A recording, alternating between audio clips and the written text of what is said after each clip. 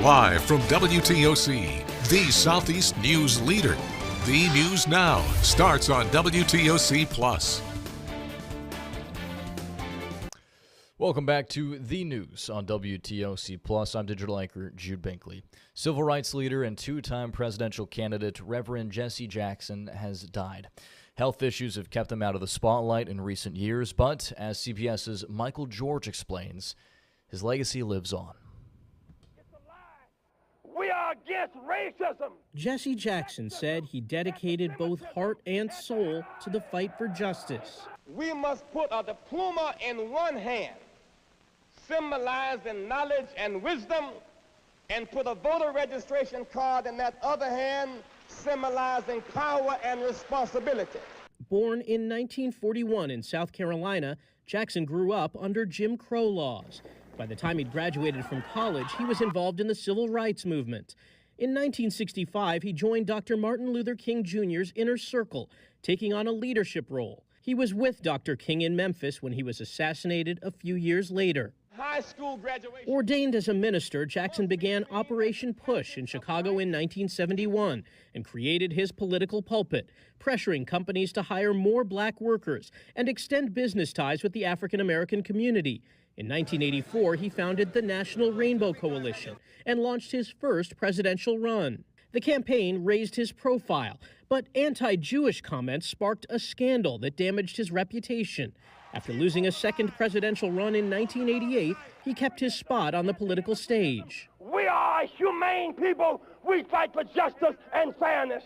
Jackson delivered rousing speeches at Democratic conventions. Keep hope alive. And he supported candidates, including his son, Jesse Jackson Jr., who was elected to the U.S. House. In the 1980s and 90s, he helped negotiate the release of American hostages held abroad. And in later years, he protested for victims of police violence, from Ferguson to Chicago to Baton Rouge. Stop the violence. Save the nation. In 2017, Jackson was diagnosed with Parkinson's. In 2025, doctors said he actually had PSP, a rare neurological disease. While it slowed him down, Jackson said he didn't let it stop him from his mission, instilling hope in the hopeless. Michael George, CBS News. Back here at home, overnight, police responded to a scene at the intersection of Victory Boulevard and MLK in Savannah. In the last hour, we've learned that SPD responded to reports of an injured person that happened around 7:40 last night. An adult male was bleeding from an injury to his head. That man became unconscious on the scene and was ultimately taken to a hospital for treatment. No arrest has been made, and the incident is under investigation. We have new details on that crash that killed a school teacher in Savannah yesterday. Investigators say ICE agents were chasing Oscar Vasquez Lopez when he ran into Dr. Linda Davis. Dr. Davis was a teacher at Hess K-8 school. According to the Department of Homeland Security, agents tried to pull over Lopez when he sped away. Investigators say he then ran into Dr. Davis. We have a no-chase policy, all right, and the no-chase policy is to help protect our citizens more than it is anything else. So there may have been a different way of how to corner the individual so that he could not run, all right, or he could not have caused the accident that took the life of Dr. Davis.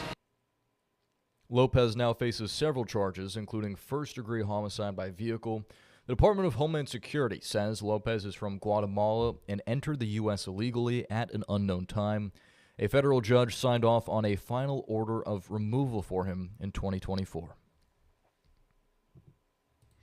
This morning, a Georgia Army veteran has been deported to Jamaica. Godfrey Wade lived in the United States for 52 years before he was detained by ICE during a traffic stop in Rockdale County. He spoke with Patrick Quinn from our sister station. They just dump you in a country that you've never been. I haven't been to this country in 30 years. Godfrey Wade is getting used to his new life in Jamaica. Wade, now 66 years old, moved to the U.S. when he was 15.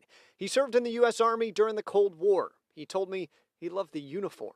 The discipline and the consistency of what that institution represents. Be all you can be. Wade then started a family, a father of 6 kids, and on a green card, he went to work. serving burgers at the Battery were in 2021.